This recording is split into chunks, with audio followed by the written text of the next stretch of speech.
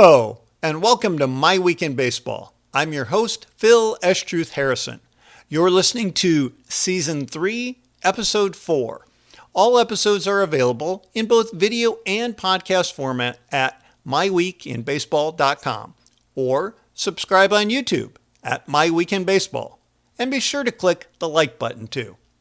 As always, thank you to Rose Petal Studios for the artwork and logos created for this show and website. To view more, visit rosepetalstudios.com. Also, thanks to Brunjo Productions in Nashville for our intro music. Learn more at brunjo.com.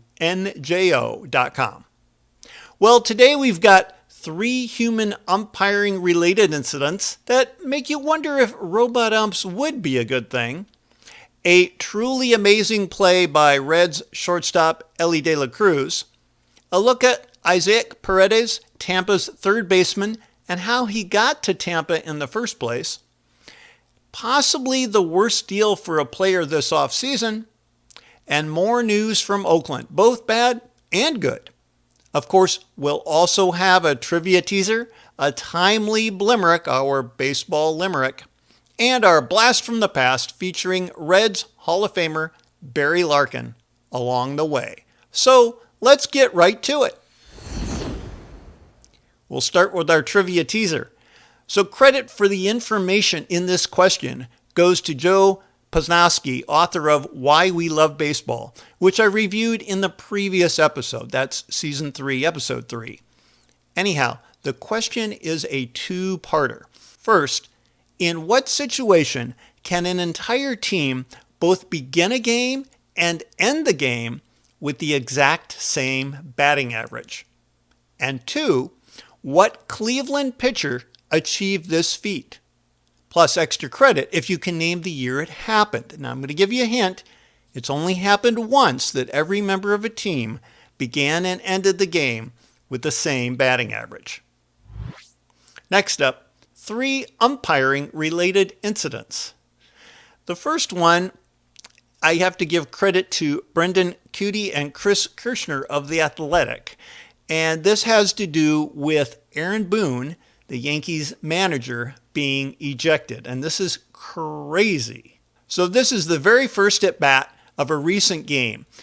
The Yankees are playing the A's, and the A's leadoff hitter, the base-stealing threat Escueri Ruiz, is hit by a pitch and awarded first base by the home plate umpire. However, it appears Ruiz may have swung at that pitch, which would have made it a strike rather than a hit by pitch. Anyway, he's awarded first base, and Aaron Boone, the Yankees manager, understandably argues the call. The umpire then warns the Yankees to shut up. That's the last word. He doesn't want to hear anything else from Aaron Boone or the Yankees dugout. On the very next batter, Boone is suddenly tossed from the game. You're out of here. The cameras show he said absolutely nothing. The complaint actually came from a fan in the stands just behind the Yankees dugout, but the ump didn't see it that way and said, quote, "I don't care who said it, you're gone." Which is really kind of remarkable. But it happened in a real game, so Aaron Boone tossed out for something that a fan said. As an aside, I had just picked up A's leadoff hitter Escueri Ruiz for my fantasy team that very same day. So he starts the game with a hit by pitch, which in my points league is good for 0 points. So I wasn't too thrilled, but I'm thinking, well, he's fast. He stole 60-some bases last year. Maybe he'll steal a base. That'll be worth a point. No, he was immediately caught in a rundown and tagged out by the Yankee shortstop Volpe. Next, our second umpire incident. Now this one, you could say, is the right call. On April 21, Jacob Stallings, who's the catcher for the Colorado Rockies, hits a long fly ball to the left field wall. There are 2 outs, and the Rockies are trailing Seattle Mariners by a single run in the bottom of the 9th inning. It looks like it could be a home run, but the ball bounces back on the field and Stallings slides cleanly into second base. A double, right? A homer? Nope and nope. he is called out.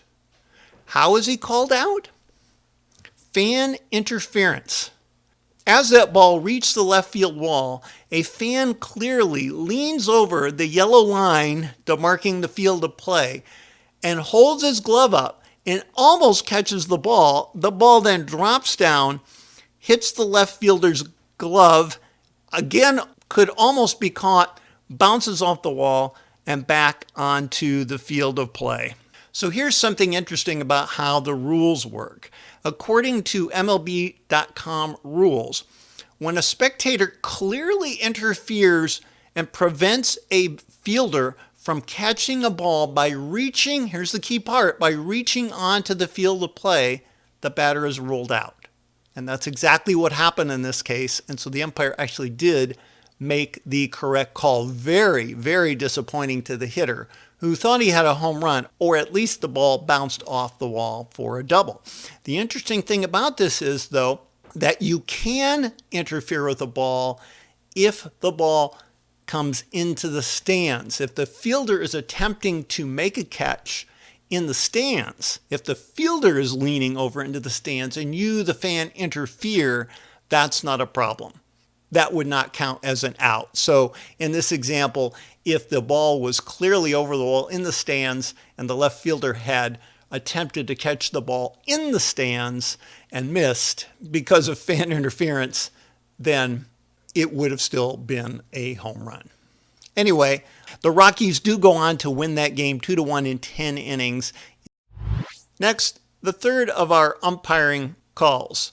This one happened April 12 in a game with the Texas Rangers visiting Houston, and Texas's rookie outfielder Wyatt Langford, who comes with much acclaim, stepped to the plate. There's a pitch, far and away, ball 1, correctly called. There's another pitch, away from the plate, ball 2, correctly called. And then, strangely enough, 3 consecutive balls. Now, the first one is close to the plate. The first one, when I watch the replay, looks like, okay, it's a little outside. You might call it a strike. It would be a wide strike zone. It wouldn't be the world's greatest call. Strike 1. The next one's farther. The third one's farther yet. So it gets more and more absurd. 5 consecutive balls are thrown. The first 2 correctly called as balls. The next 3, all 3 of them called as strikes. You know, you could argue, I think maybe one of them could have been called as a strike. It still wouldn't have been a great call, but the catcher is going to get great credit for pitch framing because he grabs every one of those balls and pulls them into the strike zone. And 1, 2, 3, the Rangers, Wyatt Langford strikes out. So does that make me want to have automated balls and strikes? Not really. I still generally like the human element. It's just really tough when it goes that badly wrong. So next, our Blimerick, our baseball limerick that we have every episode, and this time it's a tribute to balls and strikes. So here we go. Should robots make the calls, whether a strike or a ball? When 5 miss the plate, a human ump picks your fate, and back to the dugout you crawl.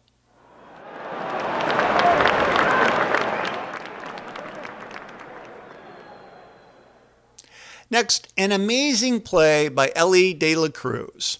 So this happened on April 15th of the current year, 2024, in Seattle's T-Mobile Park. A little-known rookie, Mariners left fielder Jonathan Kelsie, is hitting left-handed, and he hits a high pop-up to the opposite field in short left, which is very close to the foul line. Now, the shortstop for the Reds, Elly De La Cruz, is playing very close to the second base bag. You know, he can't officially shift, but probably he would have shifted if he were allowed to. So he's playing very close to the right field side, as close as he can. He's just on the edge of second base, just on the shortstop edge of second base. And so this ball is hit opposite, far to the left field line, very close to the foul line. And if you are thinking, as I am thinking, maybe the left fielder will catch it. Maybe the third baseman will catch it. But no. Out of nowhere sprints the Red shortstop, Elly De La Cruz, coming full tilt from his position near that second base bag. and he slides on his back, kind of on his right hip and his back, hits the ground, sliding feet first toward the left field ball, and somehow, lying on his back, he makes the grab and nearly gets to foul territory. It is an amazing play. It would have dropped for a hit between the outfielder and the third baseman. By my view, it looks like something the left fielder might have caught, or you let it bounce for a base hit and pick it up, which is probably what would have happened. But it's an incredible play. So if you have a chance to check that out on YouTube, April 15th, Elly De La Cruz sliding grab. It is an amazing play. He is a player who was much heralded coming into last year, his rookie season, and certainly looks terrific on defense. Next up, a look at Isaac Paredes, Tampa Bay's third baseman, and how did he get to Tampa in the first place? Well, this is kind of interesting. Paredes is turning out to be a fine third baseman for the Rays. But if we go back in the history just a little bit, it was at the start of the 2022 season, just 2 seasons ago, and Detroit appeared at that time to have a glut of infielders on their team, and their expected rookie center fielder, outfielder Riley Green, had just broken his foot and was going to miss extended time. So the Tigers were long on infielders and short on outfielders, and thus they swapped Isaac Paredes to the Rays for outfielder Austin Meadows. Now, this really looked like a smart move at the time, and being a Tigers fan, I was much in favor of it. It looked like a good move for both teams, filling a need that each had. Meadows had had great success in recent seasons. He had finished in the top 20 of MVP voting in both 2019 and 2021 when he averaged 30 home runs and 99 RBI. So Austin Meadows is looking like a really strong outfielder coming to Detroit in this trade. However, after he suffers a physical injury while playing minimally in 2022, he then finds that the mental health side of it to be the tougher issue, and he continues to suffer from anxiety, later playing just a handful of games in 2023. So I'm going to say about this, I really appreciate the candor of Austin Meadows in bringing mental health to the forefront, as this physical mental balance is so important, and that it's important to eliminate the stigma surrounding mental health. So while the trade did not work out for Detroit in the long run, that of course is just baseball. I very much wish Austin Meadows well, and of course his younger brother, Parker Meadows, now is playing center field for the Tigers. And I will also continue to follow the career of Paredes, who I really like. So I'm going to take a quick look here at Isaac Paredes. So Paredes played a few partial seasons in Detroit, never hit above 220, never had more than 1 home run in his short tenure with the Tigers, but he also played minimally, 34 games one year, 23 games the next. But for the Rays, he's done quite well. In his first more or less full season with the Rays in 2022, he played 111 games, so 20 home runs, and had an OPS plus that was 13% above league average. And last season, in really a full season, 143 games as their starting third baseman, 31 homers, 98 runs batted in. Still kind of like those traditional statistics. He hit 250, which wasn't bad. A little bit above league average, and his on-base plus slugging was 840, which is 31% above league average. And he's looking really good this year. Happens to be on my fantasy team this year. This is his age 25 season. He just played 25 games so far for the Rays, but has already hit 6 home runs. He's batting 280, and he's 53% above league average right now. So he's really having a terrific career so far for the Rays. And if I look at his fielding, just quickly, his total zone fielding is runs above average. Looks like it's just a tick below average. Most seasons it's coming in, he sometimes has played shortstop or other positions, but mostly third base. It's usually coming in at like -1 if you consider 0 to be average. He's probably be pretty much average, maybe a tick below. So you're getting a guy who's got some really great offense and is probably league average defensively. So that looks like a pretty solid combination. And he did last season come in the top 20 in MVP voting at number 18 for the Tampa Bay Rays. So that's Isaac Paredes. Next up, is this the worst signing by a player? Maybe it is, maybe it's not. But you think about it. Marcus Stroman, a pitcher who last year pitched for the Chicago Cubs and has been a pretty solid pitcher in his career, better than league average. So what is he, a number 2 pitcher? Maybe on a really good team, he's a number 3 pitcher, but he's good. He's entering his age 33 season, and as of last year, he had 1 year remaining on his contract with the Cubs. He could have stayed with the Cubs for $21 million. These dollar amounts are just astronomical, and it's hard to wrap your head around them. But he could have stayed with the Cubs for $21 million. Instead, due to his own probably personal wisdom and that of his agent, and I think encouraging him to opt out. Hey, you're going to get a really good deal. You're going to get a nice long-term deal here. You're going to get way more money than $21 million a year. He chose to opt out. And you know what?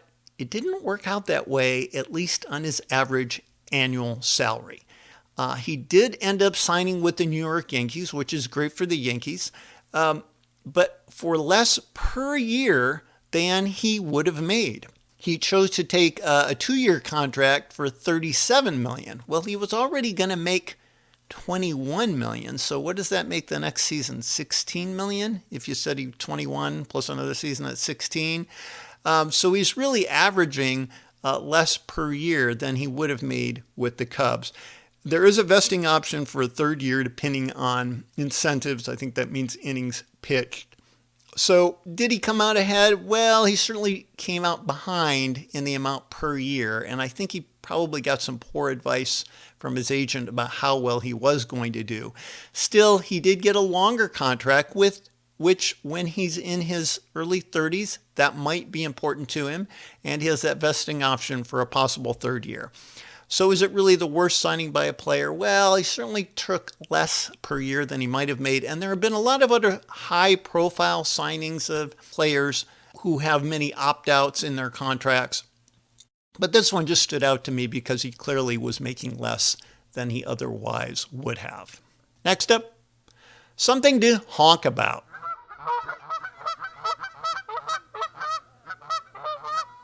Well, what more is there to honk about than the Oakland A's, at least the formerly Oakland A's. They're still the Oakland A's this year, 2024. But a couple of things on the downside for the A's, as always seems to be the case, although they are winning more games this year. They actually look better. The Chicago White Sox appear to be the worst team in 2024. The A's are a bit better than they were. Anyway, Rob Manfred, the head of MLB, recently said A's fans could simply become Giants fans.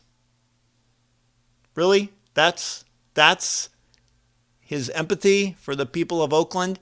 He is so out of touch with his comments. It's really remarkable. Somebody needs to tell Rob Manfred not to say anything. I've mentioned this before. I think MLB needs a spokesperson who they will approach for quotes when it comes to this type of thing, because it's just so sad. A's fans could simply become Giants fans. Doesn't that seem a little bit like saying any big city, if your team leaves and there's another team nearby, you could just become the fan of that team? So how about the Cubs were to leave Chicago? Well, Cubs fans should just become White Sox fans. Whoa. How about the Mets leave New York? Oh, Mets fans should just become Yankees fans. Can you imagine that? That's unfathomable that the commissioner of baseball could say something that insensitive. Anyway, what are they doing? So what are the A's doing?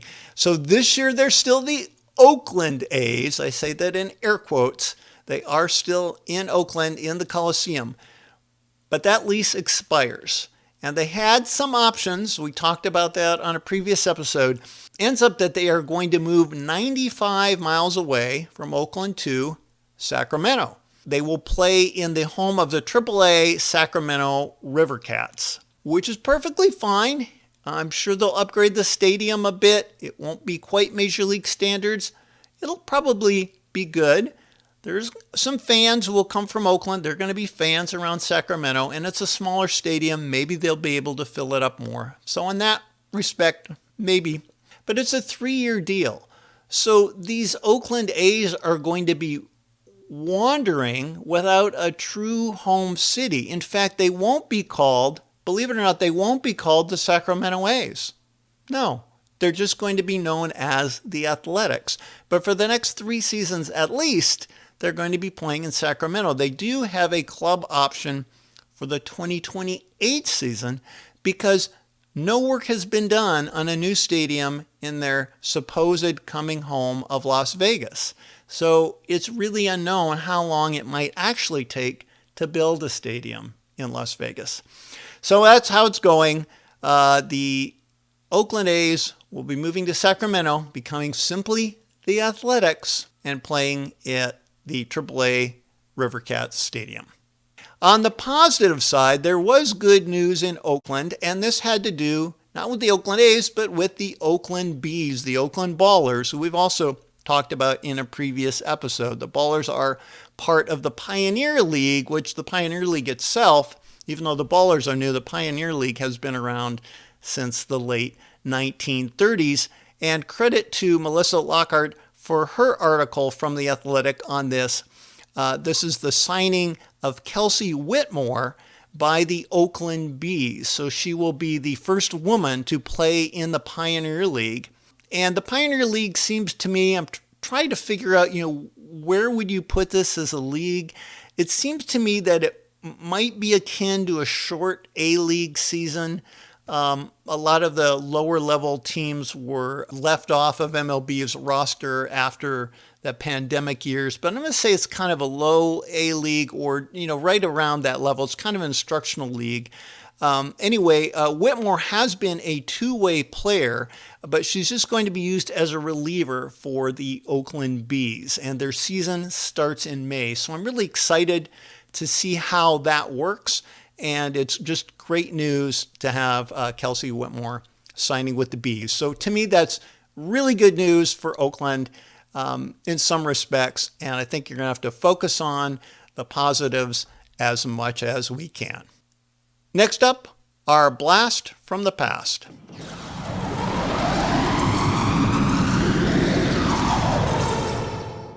And in this case, our blast from the past, in honor of the great play of the current Reds shortstop, Elly De La Cruz, we're going to feature another former Reds great and Hall of Fame shortstop, Barry Larkin.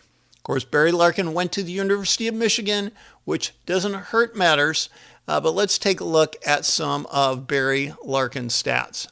So Barry Larkin played an amazing 19 seasons. He started at age 22 in 1986 and played for the same team, for the Cincinnati Reds, his entire career, ending at age 40 in 2004.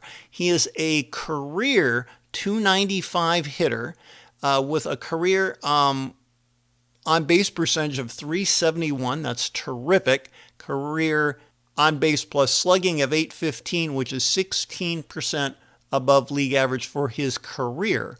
2,340 hits. He came in 7th for Rookie of the Year in his very first season. He made multiple All-Star teams. 1, 2, 3, 4, 5, 6, 7, 8, 9, 10, 11, 12 All-Star teams. That is terrific over the course of 19 seasons, 12 All-Star teams. He did win the MVP in 1995, although I think you could actually argue that the following year, 1996, was probably his overall best year. But anyway, in 1995, at age 31, he batted .319 with a .394 on base percentage, was 34% above league average offensively. He also won a Gold Glove that year. In fact, he won 3 consecutive Gold Gloves as a shortstop in 1994, 1995, and 1996. This would be, of course, in the National League. The following season, he came in 12th in the MVP voting, but the following season he batted .298 with 33 homers. He's more of a average, I would say 12 to 15 home runs. That's more the kind of production you would think of a home run wise from Larkin. He's the guy who could score a ton of runs. In fact, in 96, which I'm going to say was actually his better year, he scored 117 runs that year. In 96, he also batted .298, slightly lower than his MVP season. And he had a .977 OPS, 55% above league average. So really terrific offensively. When I look at his total fielding, his runs above average.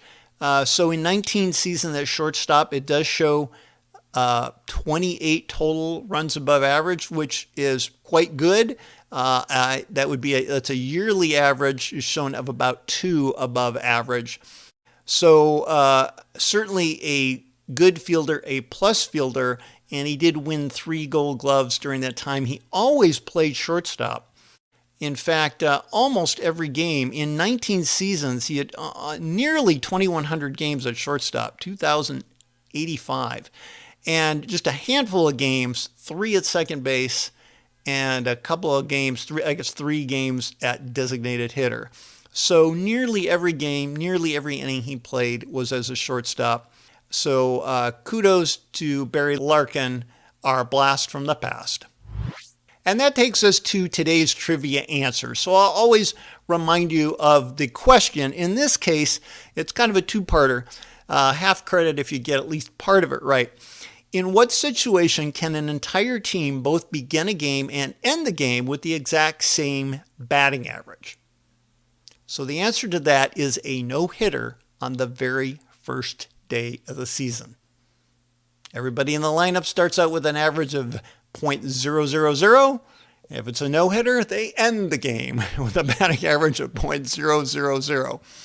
So you might have figured that one out. Part 2 is what Cleveland pitcher achieved this feat, and then as a bonus, what year. So that pitcher, you may have guessed that if you're a Cleveland fan, was Bob Feller. And he did that in 1940. In 1940, he led off the season with a no-hitter. So that's all for today, my friends. Join us next time because honestly, what can be better than talking baseball? I'm your host, Phil Estruth Harrison. We'll see you next time on My Week in Baseball.